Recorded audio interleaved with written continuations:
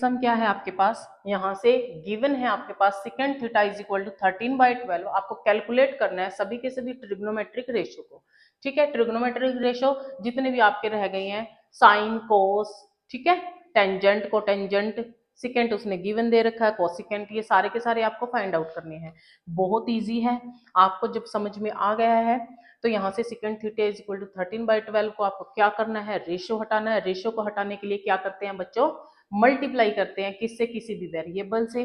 तो करो, अब यहाँ से क्या होता है, सेकेंड थीटा कितना है, 13/12 है, मींस 13/12 सेकेंड क्या होता है, रेसिप्रोकल किसका होता है, कोस थीटा का। कोस थीटा की वैल्यू क्या होती है, b/h, मतलब उल्टा कर दो, हाइपोटेनियस बाय बेस, ठीक है। तो हाइपोटेनियस कितना आएगा, यहाँ से 13x आएगा, ये मैंने बना रखा है। यहाँ से ट्रायंगल क्या आएगा, बेस कितना आएगा बच्चे, 12x आएगा, ठीक है। परपेंडिकुलर फाइंड आउट करो। कैसे फाइंड आउट करते आए थे अभी तक, पाइथागोरस का यूज किया था, तो पाइथागोरस थ्योरम यूज करो। क्या होती है, AC square AB square plus BC square, ठीक है। तो AC कितना है, AC स्क्वायर, AC कितना है बच्चे, 13x का स्क्वायर है ना। AC स्क्वायर कितना आएगा, 13x का स्क्वायर आएगा। AB कितना आएगा, 12x का स्क्वायर आएगा, प्लस BC स्क्वायर, ठीक है। यहाँ से परपेंडिकुलर निकल जाएगा आपका 169x square minus 144x square. 12 का x का स्क्वायर कितना होता है, 144x स्क्वायर होगा। मैंने ट्रांसपोज किया इसको, 144x is equal to BC square. तो यहाँ से BC की वैल्यू कितनी आ जाएगी, BC स्क्वायर की देखो 25x स्क्वायर आएगा, देन BC की लेंथ कितनी आ जाएगी, 5x आ जाएगी आपके पास।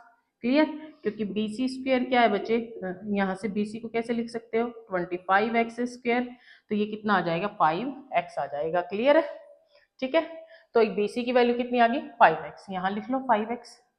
अब तो बहुत इजी है, सारी वैल्यू हमारे पास गिवन है, हमें फाइंड आउट करना है। तो सबसे पहले साइन थीटा से स्टार्ट करते हैं। साइन थीटा क्या होता है आपका, p/h होता है। p कितना बच्चे, 5x, h कितना आपका 13x, x से x कैंसिल कर दो, कितना आ गया, 5/13 आ गया।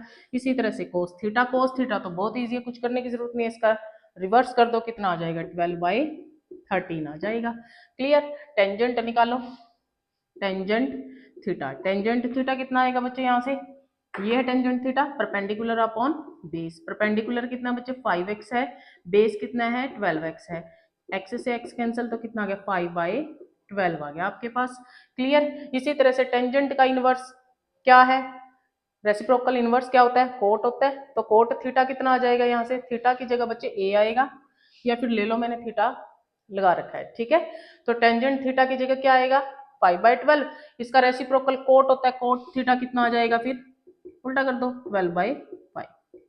क्लियर, कोई रह गया, कोसिकेंट रह गया आपका।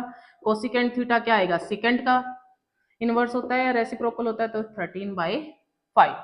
ये सारे के सारे आपके क्या आ गए हैं, ट्रिग्नोमेट्रिक रेशियो आ गए हैं। क्लियर है बच्चे,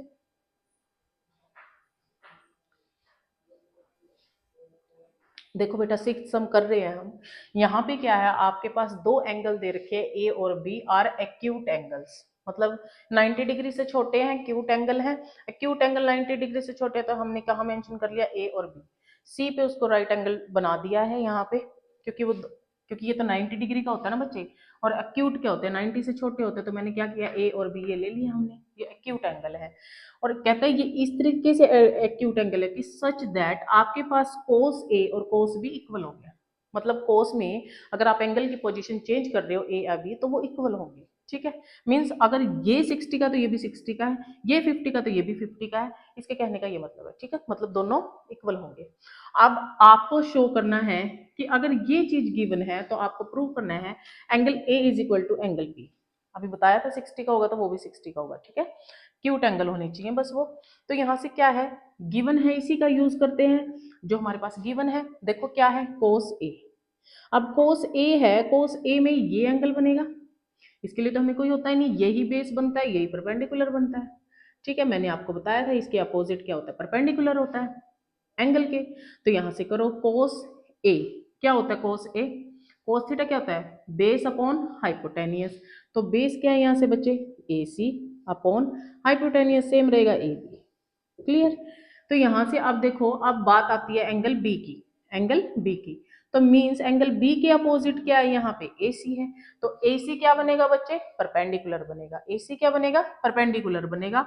और जो ये है जहां पे दोनों एंगल बनते हैं वो बेस माना जाता है, तो बेस कितना है आपका यहाँ से अब BC अपॉन कितना आ जाएगा बच्चे, AB। ठीक है, तो यहां से देखो अगर डिनोमिनेटर इक्वल होते हैं तो न्यूमरेटर भी सेम होता है हमारा, तो यहां से AC इज इक्वल टू क्या आ गया बच्चे, BC। डिनोमिनेटर सेम है तो इट मीन्स आपका न्यूमरेटर भी सेम है, या फिर आप रफली बोलते हो इसको काट दो, ठीक है, बट कट नहीं करते, लॉजिकली यूज करते हैं कि डिनोमिनेटर सेम है तो न्यूमरेटर भी सेम है, then AC is equal to BC। अब AC is equal to BC आ गया तो इट मीन्स आपके पास देखो AC और BC मीन्स ये एंगल और ये एंगल, आपने 9th क्लास में ट्रायंगल की कॉन्ग्रुएंसी पढ़ी थी, उसमें क्या था कि अगर दो हमारी साइड्स इक्वल होती थी तो उसके एंगल भी इक्वल हो जाते थे, ध्यान आया, तो क्या है, सिंस क्या था, angles opposite angle opposite to equal sides की जो एंगल्स हमारे पास होंगे वो भी क्या होंगे बच्चे, आर इक्वल होंगे, ठीक है। सो देयरफॉर AC और BC इक्वल है, then A is equal to B which are acute angle, ठीक है, एक्यूट उसने खुद बोल रखा है, उसने कहा है, उसने गिवन दिया, क्लियर, ठीक है, ये आपका 6 सम था।